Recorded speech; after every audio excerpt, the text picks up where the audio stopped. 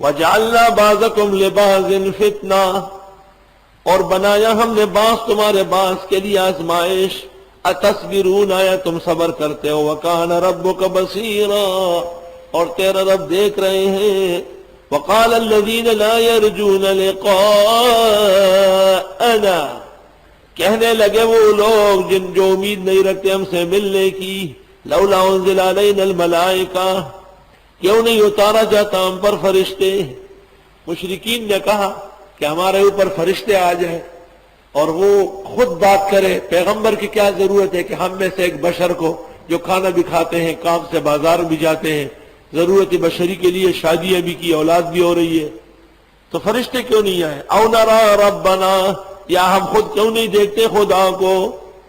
لقد استکبروا فی انفسہم، یقیناً تکبر کیا انہوں نے خود، وَعَتَوْا عُتُوًّا کبیرا، اور سرکشی کی سرکشی بڑا چڑھا کر، یہ بڑے متکبر شیطان ہے۔ یہ بات ایسی ہے جیسے غیر مقلد کہتے ہیں کہ امام کی ضرورت نہیں ہے، ہم خود مسائل جانتے ہیں، اور پرویز کہتا ہے کہ عالموں کی کوئی ضرورت نہیں ہے، ہم لغت کے ذریعے قرآن سمجھ سکتے ہیں۔ تو بھئی لغت بھی کسی مولوی نے لکھی؟ لغت کون سے منکر حدیث نے لکھی؟ یہ سوال دونوں وہی سے نکلے ہیں، غیر مقلد اور پرویز منکر حدیث دونوں ایک جگہ سے بول رہے ہیں۔ یوم یرون الملائکہ،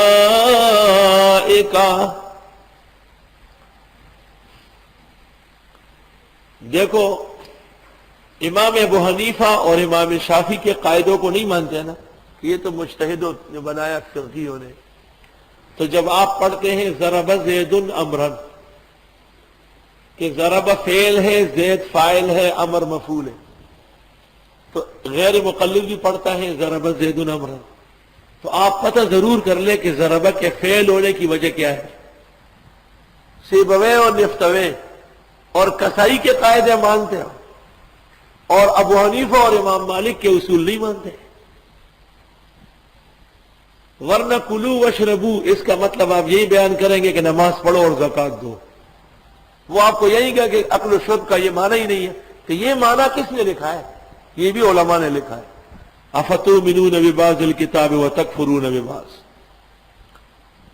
علماء فقہ اور مجتہدین کے قواعد نہ ماننے کے بعد غیر مقلد اور منکر حدیث قطعی طور پر اسلام کو چھوڑ چکے ہیں۔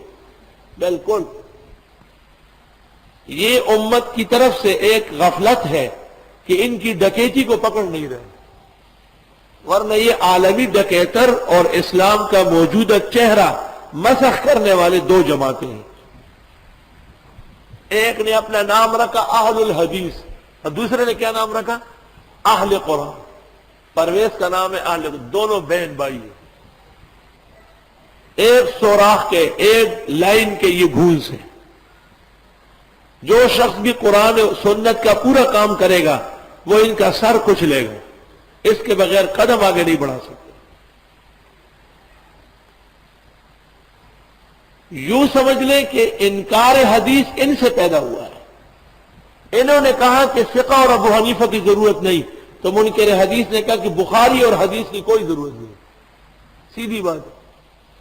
بڑا امام فقہ کا ابو حنیفہ اور بڑی فقہ حنفیوں کی، جب وہ ان کے ہاں معتمد نہیں رہا تو انہوں نے کہا بڑا امام حدیث کا بخاری ہے اور بڑی کتاب اس کو رہنے دیں، انہوں نے اس کو چاک کر دیا بالکل۔ جب بخاری اور اصح الکتب کو نہیں مانا تو مسلم اور ابو داؤد، نسائی، ترمذی کس کھاتے میں ہے؟ ان کو کون مانتا ہے؟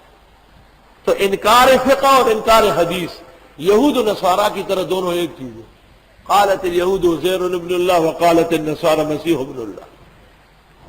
پیر جھنڈا نے رسالہ لکھا ہے، امام صحیح العقیدہ ہونا چاہیے، میرے پاس موجود ہے، چھپا ہوا رسالہ ہے، امام صحیح العقیدہ ہونا چاہیے۔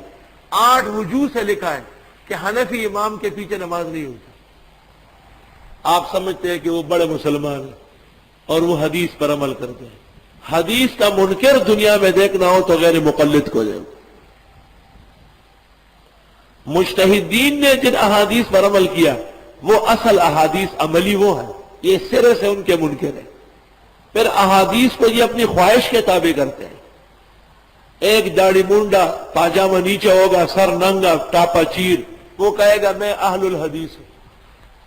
مولانا سلیم اللہ خان کے والی حدیث نہیں ہے جن کے 50 سال حدیثی خدمت ہے، اس لیے کہ ان میں غیرت ہے اور حیا ہے، اور اس میں حیا اور غیرت نہیں ہے۔